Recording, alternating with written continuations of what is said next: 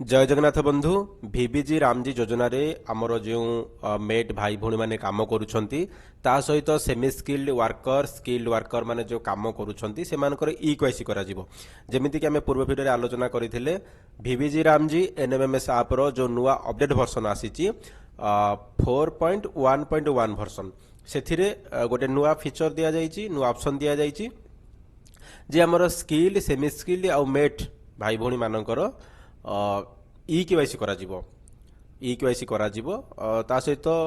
जो मेसन रहिले आमे skill semi skill mason worker रहिले से मानकर करा जीवो तो आमे वर्तमान जानिबा जे जो आमर स्किल एवं सेमी स्किल वर्कर मानकर जो रजिस्ट्रेशन करा जाइछि से रजिस्ट्रेशन नंबर को आमे केमिति देखिबा काहेकि ना एनएमएमएस ऐप रे आमे जते बेले श्रमिक मानकर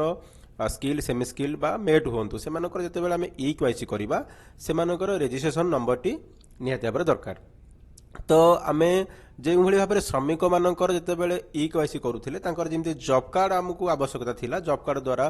आमे श्रमिक मानकर ई केवाईसी करि पारुथिले सेहि भली भाबरे मेट एवं स्किल सेमी स्किल श्रमिक मानकर आमे रजिस्ट्रेशन नंबर रु ही तांकर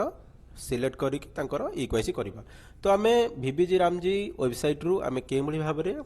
स्किल होंतु सेमी स्किल्ड होंतु बा मेट होंतु से मानकर रजिस्ट्रेशन नंबर आमे केमिति काढी परिबा एवं से रजिस्ट्रेशन नंबर को नहीं आमे एनएमएमएस ऐप रे से मानकर ई केवाईसी करिबा एवं ई केवाईसी कला परे तांकर स्टेटस केमिति चेक करिबा जे से मानकर ई केवाईसी हैला कि नै तो आज रो वीडियो रे आलोचना करिबा देखंतु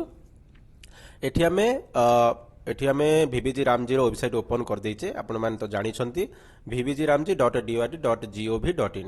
ओपन कला परे आपण तळकु स्क्रॉल करिवे एठी अछि देखंतु एमआईएस रिपोर्ट देखंतु होम पेज रे तळकु स्क्रॉल कला परे एठी अछि एमआईएस रिपोर्ट यारी ऊपर क्लिक कर देबे क्लिक कर देला परे एठी कैप्चा आसीबो एठी कैप्चा फिल अप कर दियंतु देन वेरीफाई कोड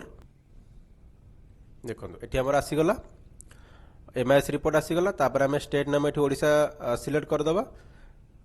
करदेला पर ये देखो ये अच्छे आम beneficiary details fast option R1 रो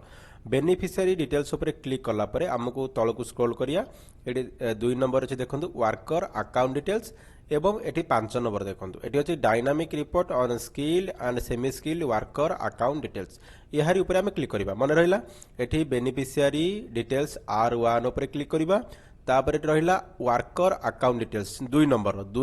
रो R1 रो 2 नंबर तापर हम जिबा 5 number dynamic report on skill and semi skill worker account details यार ऊपर हम क्लिक करबा क्लिक कला परे हमर एठी ओडिशा डिस्ट्रिक्ट हम सिलेक्ट कर देबा जे डिस्ट्रिक्ट आपण माने सिलेक्ट करिवे एठी कर देबे तापर ब्लॉक एठी सिलेक्ट कर देबे एवं पंचायत जे पंचायत रो आपण मेट बा सेमी स्किल वर्कर मानकर रजिस्ट्रेशन नंबर काढिया पई चाहुछंती एठी आपण पंचायत सिलेक्ट कर देबे करदेला परे एठी सब किछि ऑल रहिबा को दियंतु तापर एठी फाइनेंशियल ईयर 26-27 रखि परिबे बा ऑल करि परिबे एवं एठी सबमिट ऊपर क्लिक कर दियंतु सबमिट ऊपर क्लिक करदेला परे आमे जो पंचायत सिलेक्ट कले से पंचायत रे जेते भी मेसन रहिले बा स्किल सेमी स्किल वर्कर रहिले ता सहित मेट रहिले से मानकर एठी आपनकु पूरा डिटेल्स देखिया पई मिलगला जोटा कि आपन को कौन लॉगिन रे आवश्यकता नहीं पब्लिक डोमेन रे आपन को पूरा देखिया पई रिपोर्ट रे मिली जिवो आपण माने समझ देखि परिबे एवं एथुरु आपण माने केमिति मेट आउ मेसन काढिबे देखंतु आपण देखंतु एटी first serial number state code district code आकु वर्तमान याटी स्क्रॉल करबा हमें स्क्रॉल कला परे एठी अछि देखंतु डेजिग्नेशन एठु आपण धरिबे किए मेट किए मेसन देखंतु एठी आपणकर रही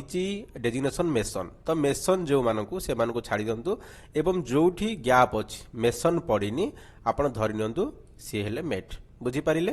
एटी जो डेजिग्नेशन टा अछि डेजिग्नेशन रे प्राय समस्तिकर मेसन पड़ी किंतु किछि किछि जगह देखतु ब्लैंक अछि ए जो ब्लैंक अछि ए मान हेले मेट तो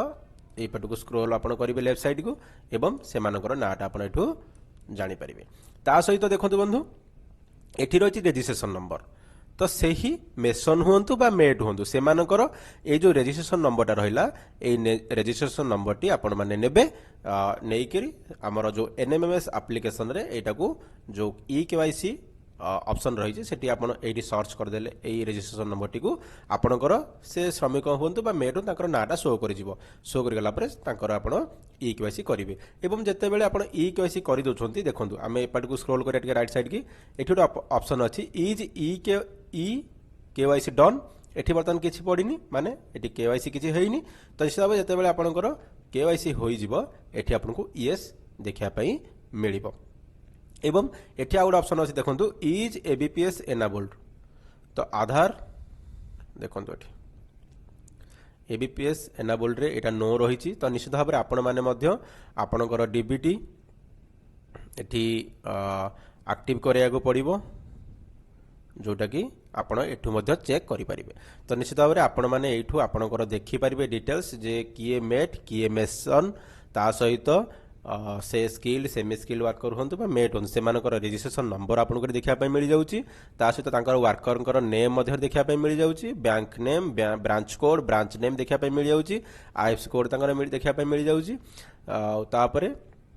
एठी स्किल सेमी स्किल देखो आप देखिले डेजिग्नेशन मेसन मेट जानीगले तापर स्किल सेमी स्किल रे आपण एठी स्किल देखिपारे से स्किल जाउछंदी ना कोन आ जोटी सेमी स्किल लिखा जाय देखो एठी देखिपारे सेमी स्किल मेसन आमर सेमी स्किल रे जाउछंदी ता सहित मेट मध्य एठी